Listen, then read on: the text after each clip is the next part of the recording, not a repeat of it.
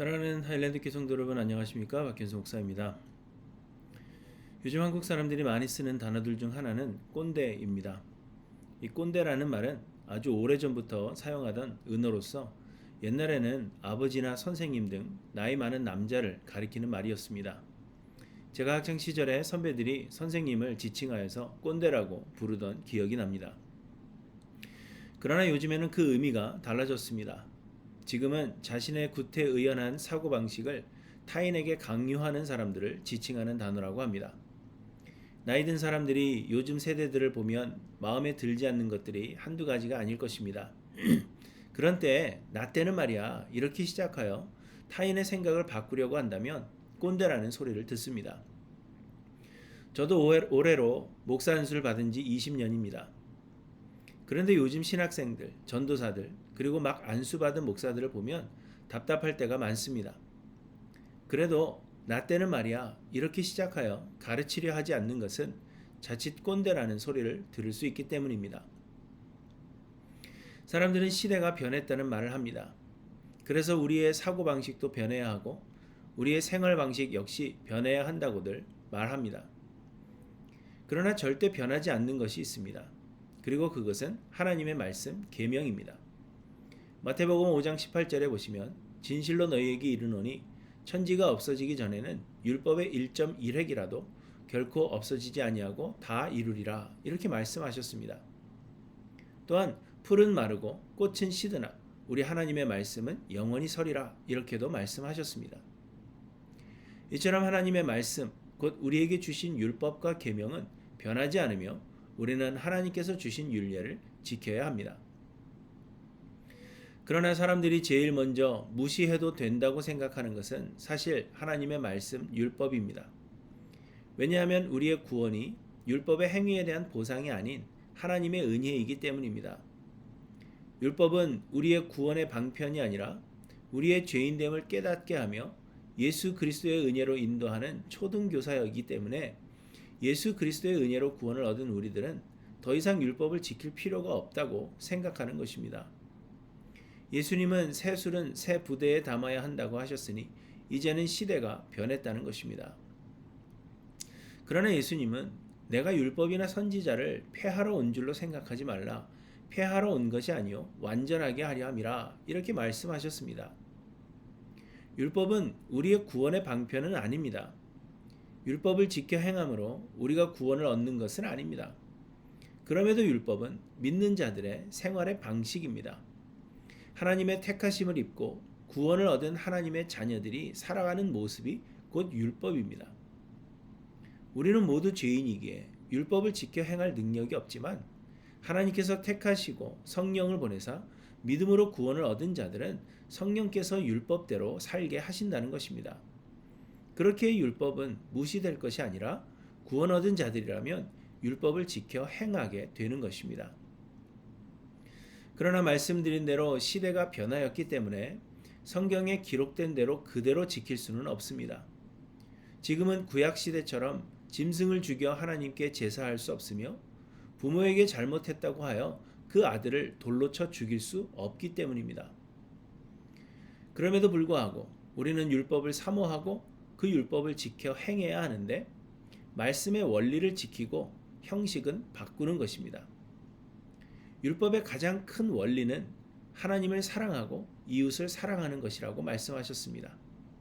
이 율법의 원리는 시간이 지나도 변하지 않지만 어떻게 하나님을 사랑하고 어떻게 이웃을 사랑할 것인지 그 내용을 담는 그릇은 변할 수 있다는 것입니다.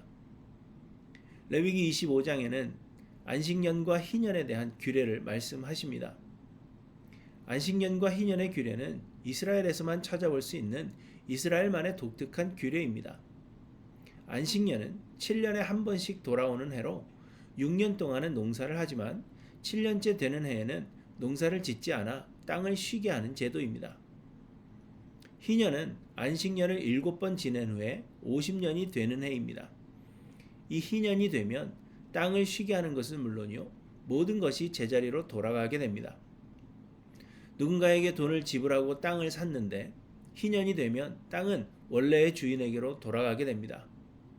그러니까 땅은 완전히 사는 것이 없이 최대 50년까지의 임대가 되는 것입니다. 희년까지 몇 년이 남았으며 토지의 소출이 어느 정도 되는지를 계산하여서 값을 치르는 것입니다. 종들도 마찬가지입니다. 히브리인들 중에서 돈이 필요하여 누군가의 종이 되었다면 역시 희년의 제자리로 돌아갑니다. 그리고는 이와 관계된 여러 규례들을 말씀하십니다. 생각해보면 이는 참 좋은 법이 아닐 수 없습니다. 하지만 이 좋은 법을 지금 우리는 그대로 행할 수가 없습니다. 사업체를 사고 50년 뒤에 돌려준다든지 그렇게 할 수가 없기 때문입니다. 지금도 사람들이 지키려고 노력하는 부분이 있다면 목사들이나 대학 교수들이 7년에 한 번씩 안식년을 가지려고 하는 것 뿐입니다. 그럼에도 우리가 이 규례 안에 담긴 원리를 생각한다면 지금도 우리는 이 말씀을 우리의 삶에 실천할 수 있는 것입니다. 안식년과 희년에 담긴 원리는 첫째는 모든 것이 하나님의 것이요 하나님께로부터 오는 것임을 인정하는 것이요 둘째는 가난한 자를 돕는 정신입니다. 안식년과 희년에는 땅을 경작하지 않으므로 땅으로 하여금 쉬게 하셨습니다. 땅도 쉼을 얻어야 합니다. 쉴 새 없이 땅을 경작하여 추수하고 또 심고를 반복하면 그 땅조차도 토양이 나빠질 수 있습니다. 요즘과 같이 화학비료와 농약을 많이 쓰는 때에는 더욱 그렇습니다. 그래서 하나님은 그 땅을 7년에 한 번씩 쉬게 하심으로 회복시키시려는 목적이 있었을 것입니다. 그런데 사람들은 걱정합니다. 1년 동안 농사를 짓지 않는다면 어떻게 먹고 살 것인가? 이런 걱정을 하기 마련입니다. 그런데 하나님께서 말씀하십니다. 레위기 25장 20절부터 보시면 만일 너희가 말하기를 우리가 만일 7째 해에 심지도 못하고 소출을 거두지도 못하면 우리가 무엇을 먹으리요 하겠으나 내가 명령하여 6째 해에 내 복을 너희에게 주어 그 소출이 3년 동안 쓰기에 족하게 하리라. 이렇게 말씀하십니다. 모든 것이 하나님의 것이며 하나님께서 우리에게 공급하시는 것입니다. 그러므로 우리에게 욕심을 내지 못하게 하시는 것입니다.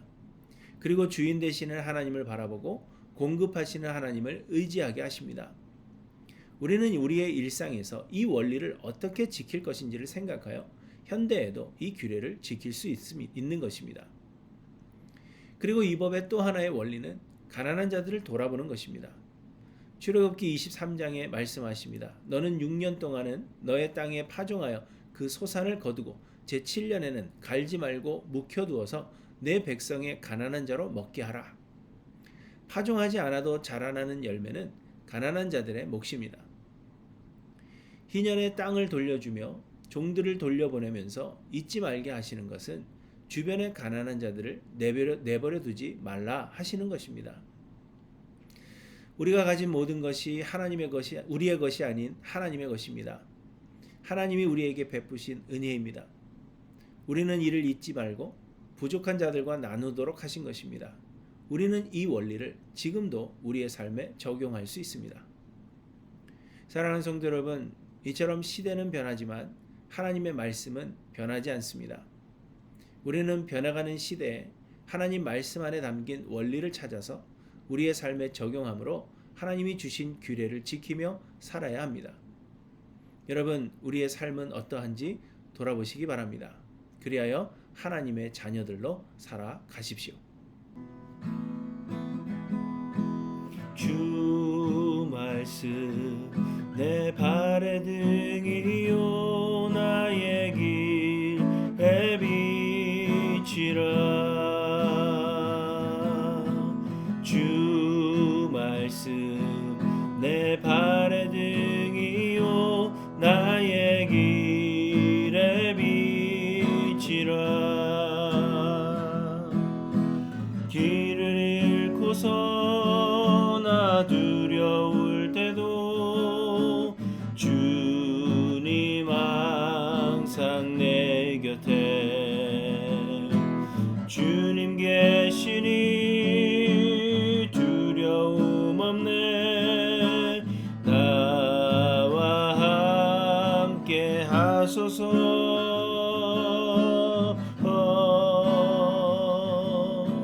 주 말씀 내 발의 등이요 나의 길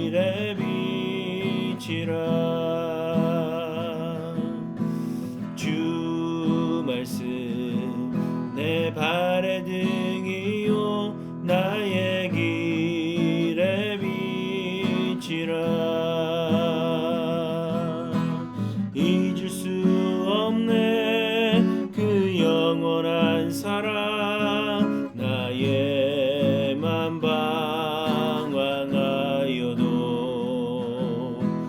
나를 붙드사 인도하소서 주 사랑하니 영원히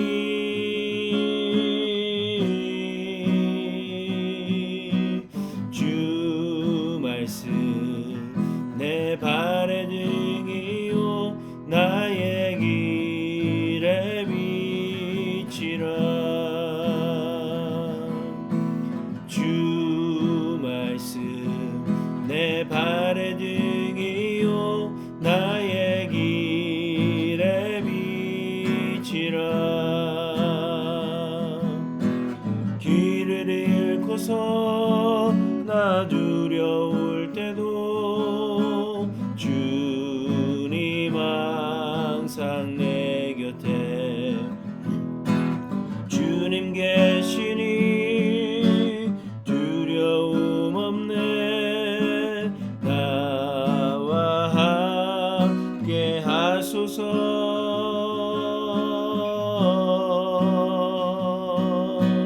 잊을 수 없네 그 영원한 사랑 나의 맘 방황하여도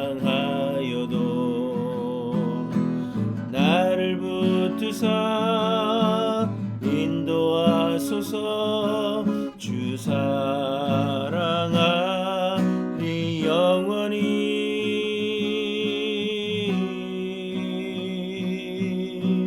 주 말씀 내 발의 등이요 나의 길에 비치라